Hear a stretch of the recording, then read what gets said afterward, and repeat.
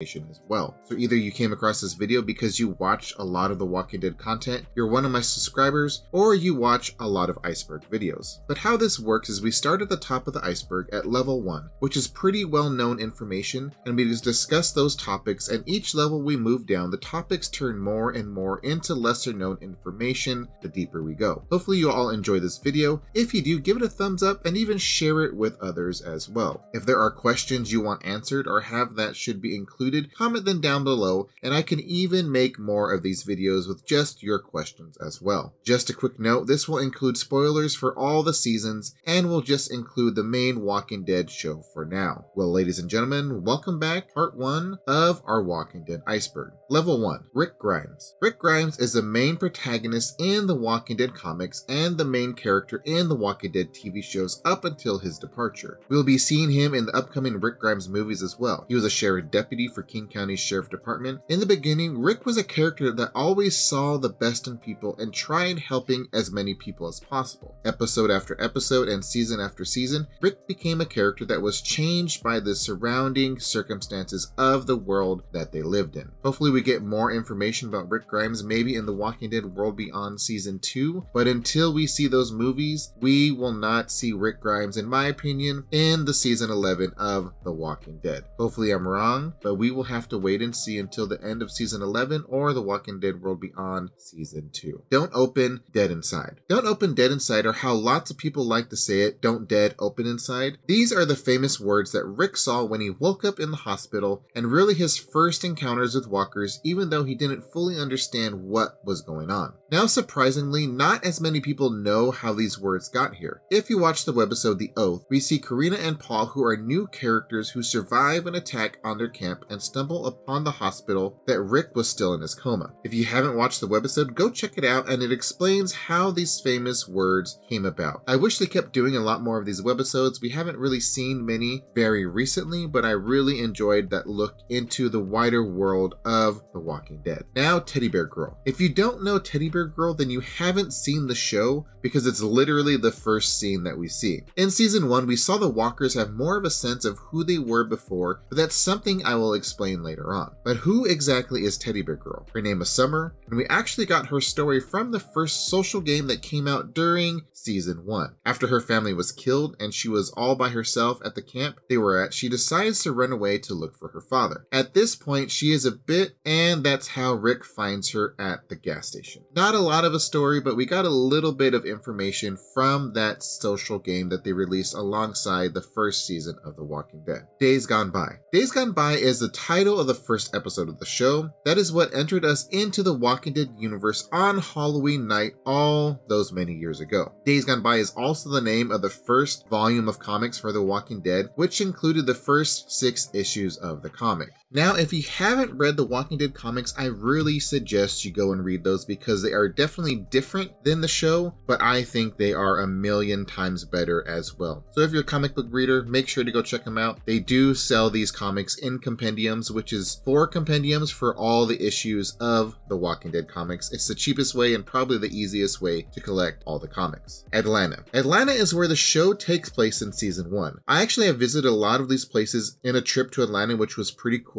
Now, we know during the beginning of the outbreak, the military tried to destroy the city with napalm. We saw this happen in other cities in Fear the Walking Dead as well. This is the first time we saw Operation Cobalt before we ever knew what it was. Atlanta was a safe haven for the Walking Dead during that time of the outbreak, and that's why there was so many people that were there as well trying to get to Atlanta. And we even see the highway leaving Atlanta with so many cars trying to get back out, probably because they realized exactly what was going on in that city, and it wasn't the place and safe haven that they thought it was. Obviously, the CDC didn't work as well, and we did get another glimpse with the Beth story arc later on in The Walking Dead as well. Now, that was some really known information. I didn't go over too much for level 1, but level 2, we are going to dive a little bit deeper. So everyone is infected. Back in Season 1, Rick learned this information from Jenner at the CDC, but we didn't get told this information until the end of Season 2. Now in the comics, Rick finds this out on his own when in the prison, Tyrese's daughter is killed and reanimated without any bites. Rick after heads back to find Shane's body and puts him down permanently. Now, this is something that we still don't fully understand how everybody is infected at this point, because we really don't know the origins of the viral outbreak, if it's even a viral outbreak. We did get that teaser from Robert Kirkman about it being a space spore, but he did go back and say that he was totally joking about it being a space spore as well. So how did everyone become infected? We may never know, and Robert Kirkman even stated himself that if he gave the origins of the walkers in The Walking Dead and how everyone became infected, everyone would think it's pretty lame because it's very, very simple. He knows how it happens, but he will never reveal that information, at least from what he says in the comics or in the TV show, because he thinks it's just so simple that it'll just be dumb to all the viewers and kind of kill the whole show. And he wants to keep it a secret just because we have that suspense on trying and wondering how it all happened. But until the day Robert Kirkman releases that information, we can all just speculate on how everybody is infected, and we may never actually even find out how that happened. Fight the dead, fear the living. Now, we all understand what this means. The dead keep on coming, but those that are left in this world have changed for the worse. In Terminus, they turn to cannibalism. Negan bashes heads in. Time after time again, the people that are out in the world have become horrible people that do horrible things. Now, not everybody, but majority of the people that our group has run into have done a lot of terrible things.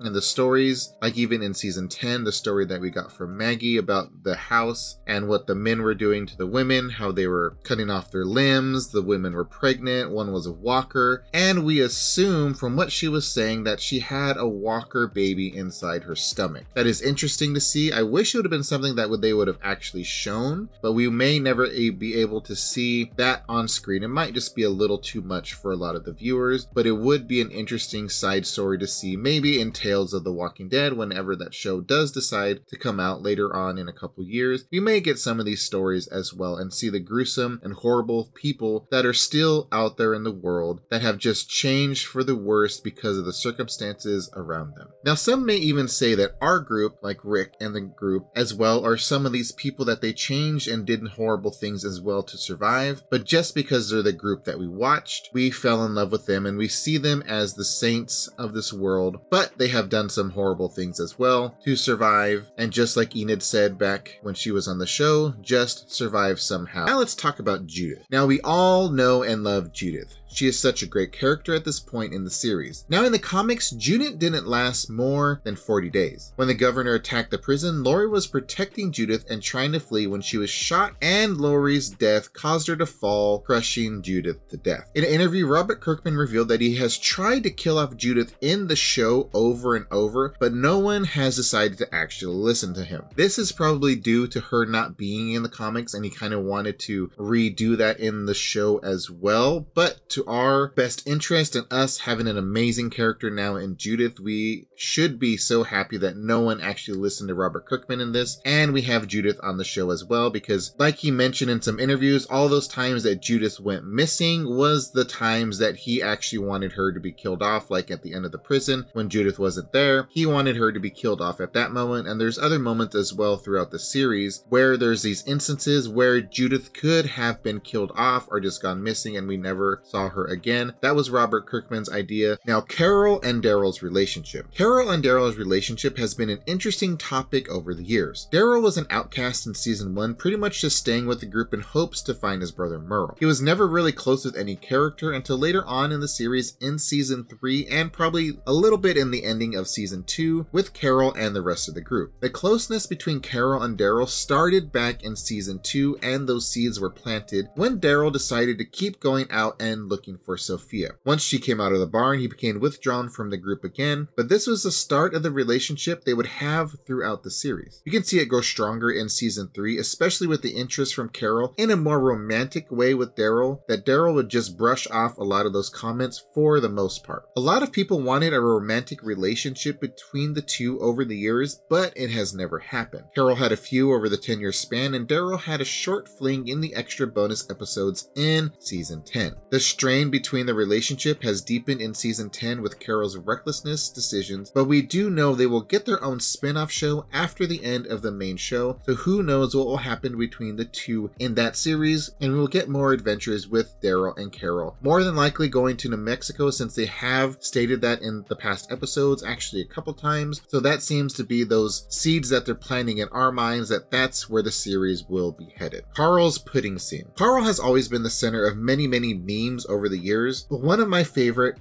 Carl moments is the Carl pudding scene. This is one of those moments in that episode that changed Carl from this point on. Not necessarily him eating the pudding, but this whole episode as a whole. The prison was lost and destroyed right before this. Judith is missing, and Rick and Carl are on their own. Rick is definitely knocking on death's door, and Carl has to step up and figure things out for them to survive. At this point, Carl felt like he didn't need Rick to protect him at the beginning of the episode, but at the end he realizes he isn't as grown as he thought he was. Along the way, Carl takes a break on a rooftop to eat a full, huge 112-ounce can of pudding. Now, Chandler has stated that he really enjoyed filming this whole episode and said he had to eat almost half of this can with the retakes of doing that scene during the shooting, which is tons of pudding in one day. Now, at this point, Carl was still younger in age, and what kid wouldn't want to eat a ton of chocolate pudding? I'm sure after this episode, he probably hasn't touched chocolate pudding for a couple years, but it was a cool scene just seeing Carl sitting up there, no care in the world, just eating that pudding, even though they just lost the prison. Everyone else is lost and dead to what they know. Judith is gone. Rick is knocking on death's door, and Carl takes a break, eat some chocolate pudding. The Walking Dead Black and White season. Back when AMC would do a Walking Dead marathon during the 4th of July weekend during season 6, they gave us something a little different. They aired the first season in black and white. Surprisingly, not a lot of people remember this happening. Maybe due to it being a holiday weekend, they just didn't watch the marathon, but I definitely remembered seeing this when it aired, and I made sure to watch every episode. I thought it was amazing since the comics are in black and white, until now when they re-released them in color, and the godfather of zombie films, Night of the Living Dead, was also black and white. If you missed this and want to see how it was, just change the color settings on your TV. I'm sure you could figure out how to make this happen, but it was definitely something to see back when they aired it on TV. And surprisingly, like I said, not a lot of people remember this actually happening, and you might not even want to see the Walking Dead show in black and white, but I really enjoyed it when it aired. The differences in walkers after season 1. Now, this could actually be a topic on a deeper level, but I figured we could discuss this to end level 2. Now, it really depends on how you want to look at this topic from the real world or from the Walking Dead world. But back in season 1, the walkers were definitely different, or geeks, which I always hated that term for them. I have never understood why the group called them geeks, and they never really explained it for a few episodes, but I'm glad they dropped geeks referring to the walker. There was a huge difference between season 1 walkers and walkers on any season after that. The walkers in season 1 have been seen picking up rocks to break windows, trying to climb up ladders after Rick and Glenn, jumping over fences, and trying to open up doors and picking up teddy bears. Some people think it just has to do with them being the first walkers in the world and they still had some memories. Obviously, this doesn't really make much sense because it wouldn't matter when you turned into a walker, whether it was season 1 or season 10, as soon as you turn, you would be considered a fresh walker. It really all comes down to the showrunner, Frank Darabont. His vision for the walkers was that they would still have some of themselves left in their shell of a body. They had little memory of who they were and understood how to do a few minor things besides the need to feed. After Darabont was fired from the show for reasons that would take way too long to explain here,